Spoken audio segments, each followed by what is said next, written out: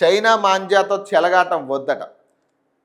Sesame కన్నా ప్రమాదకరం. విద్యుత్ తీగలకు తగిలితే కరెంటు షాక్. బైక్పై వెళ్ళేటప్పుడు జర భద్రం అట. సిపి సజ్జనార్ చెప్తా ఉన్నారు. నిన్న ఉప్పల్ ఆ ఏరియాలో ఒక వ్యక్తికి సేమ్ ఇదే చైనా మాంజా చుట్టుకుని పీక కట్ అయింది. అంటే డేంజర్ ఏం లేదు కానీ పీక కట్ అయి కొంచెం ప్రమాదకరమైన పరిస్థితి.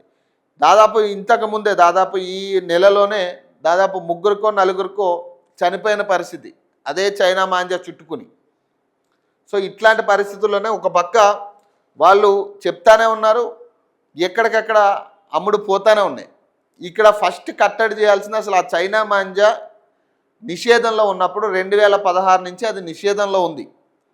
నిషేధంలో ఉన్నదాన్ని ఎట్లా ఎంటర్ చేసారు స్టేట్లోకి, అసలు ఎట్లా ఎంటర్ అయింది ఇది? ఇప్పుడు కంట్రోల్ చేసే పద్ధతి కాదు కదా, ఫస్ట్ అదే ఎట్లా ఎంటర్ అయింది. ఇప్పుడు బోర్డర్లో చెక్ పోస్టులు ఉన్నాయి, మరి చెక్ పోస్టులను కూడా దాటుకొని వాళ్ళు ఎట్లా ఇక్కడికి తీసుకొచ్చారు దాన్ని? అది అసలు ఎక్కడ తయారవుతుంది? హైదరాబాద్లోనే తయారవుతుందా? మరి తయారైతే వాళ్ళకి పర్మిషన్ ఎవరు ఇచ్చారు? మరి ఇవన్నీ కూడా ఫస్ట్ మనం కనుక్కోవాల్సిన విషయాలన్నీ కూడా మనం విచారించాల్సిన విషయాలేంటి ఇవే.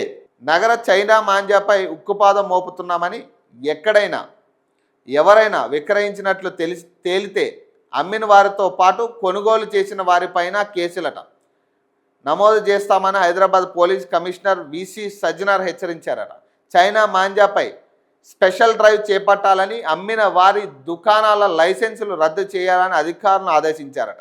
రోడ్డుపై తెగిపడిన చైనా మాంజా కంటికి కనిపించకుండా వాహనదారుడు మెదడుకు చుట్టుకొని ప్రాణాలు తీస్తుందట. సంక్రాంతి పండుగ ముగిసే వరకు బైక్ మీద వెళ్లే వాహనదారులు జాగ్రత్తలు తీసుకోవాలని సిపి సూచించారు. చైనా మాంజా ప్లాస్టిక్, సింథటిక్ పదార్థాలు, గాజు పెంకుల మిశ్రమంతో తయారు చేస్తున్నట. దానితో కత్తి కన్నా పదునుగా, సీసం కన్నా లోతుగా శరీర భాగాలు తెగిపోతున్నాయని తెలిపారు. చైనా మాంజా విద్యుత్ తీగలకు తగిలినప్పుడు షాక్ కొట్టే ప్రమాదం ఉందని, దాంతో పతంగులు ఎగరవేయడం డేంజర్ అని చెప్పారు. చైనా మాంజా ఎక్కడైనా విక్రయిస్తే పోలీసులు డైల్ 100కి కానీ 9490616555 నంబర్కు ఫోన్ చేయాలని సజ్జనార్ తెలిపారు. చైనా మాంజాను నగరం నుంచి పూర్తిగా తరిమి కొట్టేలా సహకరించాలని ప్రజలు, చిన్నారులు ప్రాణాలతో చెలగాటం ఆడొద్దని వ్యాపారులకు సూచించారట.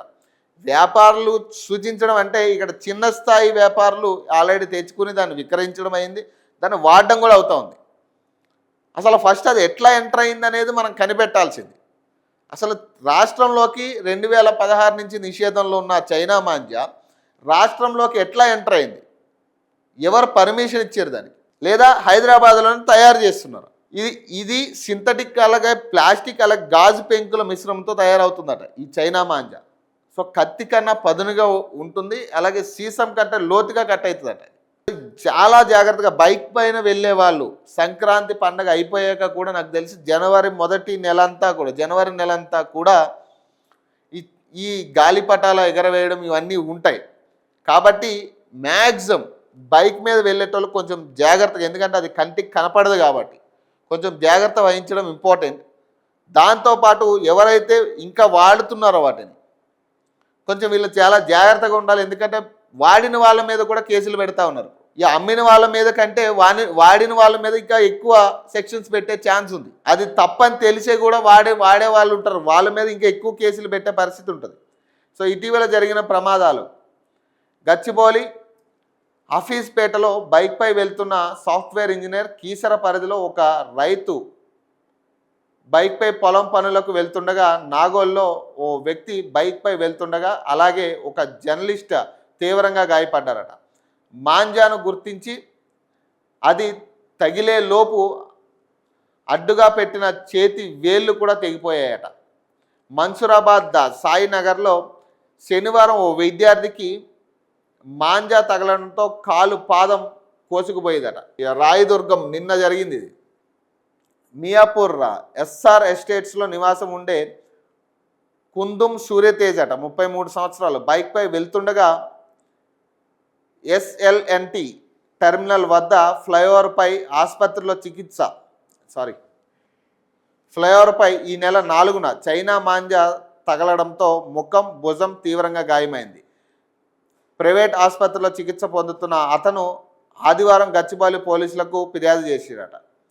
మాంజా విక్రయిస్తున్న వ్యక్తి అరెస్ట్ అట. కలపత్తర్ దఖాన్ బేకరీ సమీపంలో వట్టేపల్లి ప్రాంతానికి చెందిన మహమ్మద్ సాజైబ్ పతంగుల దుకాణంలో నిషేధం చైనా మాంజా విక్రయిస్తుండడంతో అతన్ని వెస్ట్ జోన్ టాస్క్ ఫోర్స్ సిబ్బంది అరెస్టు చేసింది. 6,90,000 విలువైన 345 బాబిన్ల చైనా మాంజాను స్వాధీనం చేసుకుందట. 6,90,000 విలువ చేసేవట అవి. దాదాపు 345 బాబిన్లట.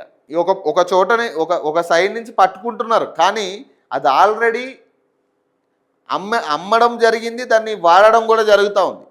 ఇప్పుడు ఇక్కడ ప్రాబ్లం ఏంటంటే ఈ దుకాణాల్లో బంద్ చేసిన ఆల్రెడీ కొనుక్కున్న వాళ్ళు వాడుతూనే ఉన్నారు.